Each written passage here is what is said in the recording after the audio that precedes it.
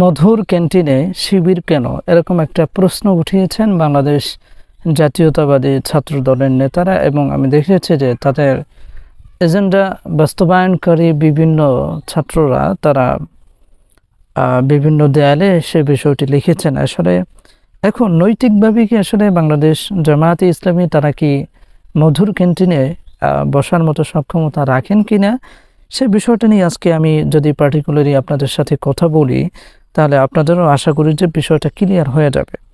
So এখন কথা হচ্ছে যে 1971, যেটা এখন থেকে প্রায় 50 থেকে 51 বছর আগে চলে গিয়েছে।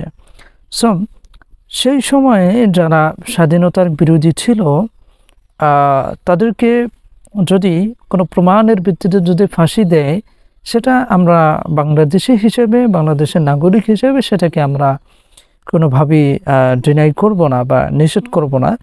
কিন্তু এই যে 1971-এর কথা বলে কোনো একটা নির্দিষ্ট দলকে যে চাপিয়ে রাখার যে গত 16 বছরের যে মানসিকতা যে বাংলাদেশের মানুষের ভিতরে যে ডেভেলপ হয়েছে, সেটা যদি এখনও পর্যন্ত চলতে থাকে, তাহলে সেক্ষেত্রে 24 পরবর্তী সময়ে আমাদের যে আকাঙ্ক্ষা, যে প্রত্যাশা ছিল, সেটা আসলে কতটুকু পূরণ হবে, সেটা একটা প্রশ্নের জায়গা।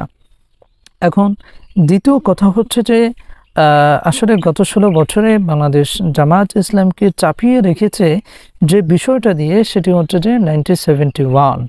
এবং এই বিষয়টা দিয়েই কিন্তু শেখ হাসিনা গত 16 বছরে জামায়াতে ইসলামীর যে সমস্ত নেতাকর্মী ছিলেন, আল্লামা দেলোয়ার হোসাইন রাহেমাহুল্লাহ, গোলাম আজম, মৌলানা মতিউর রহমান নিজামী সরকার, আরও যে সমস্ত নেতাবর্গ ছিলেন, তাদেরকে ফাঁসি দিয়েছেন। এবং সেটা বাংলাদেশের মানুষের কাছে ভেরি ক্লিয়ার যে আসলে সে বিচারটা কোনোভাবেই যৌক্তিক ছিল না, সে বিষয়টা আসলে সে বিচারটা কোনোভাবেই বৈধ ছিল না। সেটা আসলে যারা বাংলাদেশ বিএনপি করেন, তারা যদি একটি নৈতিকতার খাতাটা মেলে বা নৈতিক যে হৃদয়, সেটাকে যদি একটু খুলে যদি কথা বলেন, আমার মনে হয় যে এতটা সংঘাত মনে হয় যে ছাত্র শিবিরের সাথে আর বাংলাদেশ জাতীয়তাবাদী ছাত্র দলের সাথে লাগতো না।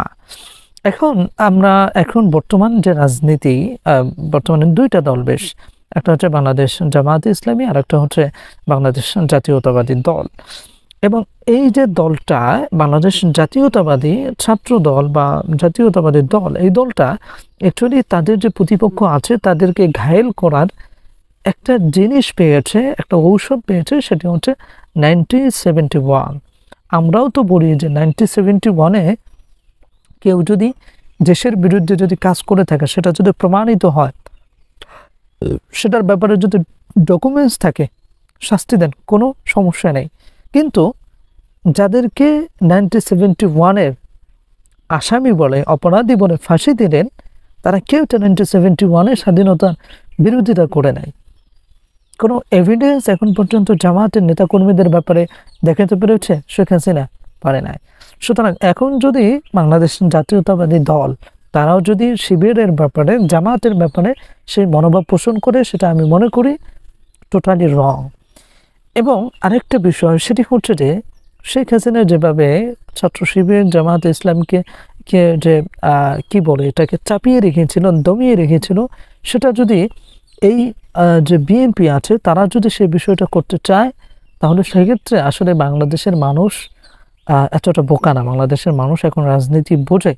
1971-এর গাঁজাখুরি, মধুর ক্যান্টিনের যে গল্প, এরপরে আপনাদের যে বানানো 1971-এর গাঁজাখুরি গল্প বলে জামাতকে দমিয়ে রাখাটা, দ্যাটস ইম্পসিবল। সো আমার মনে হয় যে ছাত্রদল যারা, তারা একটু আপডেট হবেন, একটু মানে আধুনিক ভার্সনে এসে কথা বলবেন। এটা তো 24 পূর্ববর্তী সময় নয়, 24 পরবর্তী সময়। সো তাহলে কেন আপনাদের এসে আওয়ামী স্টাইলে কথা বলতে হবে, আওয়ামী স্টাইলে রাজনীতি করতে হবে? আপনারা নতুন ধারার রাজনীতি করেন, বাংলাদেশের মানুষ আপনাদের দেখে অনুপ্রাণিত হবে। কেন ছাত্র শিবিরে এখন মানুষ যোগ দিচ্ছ? কেন জাতীয়তাবাদী ছাত্র দলে যোগ দিচ্ছে না? কেন দিচ্ছে না? কারণ বাংলাদেশের মানুষের নৈতিক বোধোদয় ঘটেছে, বাংলাদেশের মানুষের নৈতিক বিষয়টা আছে। তারা এখন বুঝতে চান যে কোন দলটার সাথে গেলে আমাদের নৈতিকতা ঠিক থাকবে। সো আমার মনে হয় যে সেই আওয়ামী স্টাইলের রাজনীতি বন্ধ করে বাংলাদেশের নতুন রাজনীতি শুরু করুন। আশা করি আপনাদেরকে মানুষ ভালোবাসবে। আর সর্বশেষ বলবো যে মধুর ক্যান্টিনে অবশ্যই সংবাদ সম্মেলন করার অধিকার বাংলাদেশ ছাত্র শিবিরের আছে, কারণ তারা কোনোভাবেই 1971-এর তারা স্বাধীনতার বিরোধিতা করে নাই এবং ভবিষ্যতে কোনো স্বাধীনতায় তারা বিরোধিতা করবে না।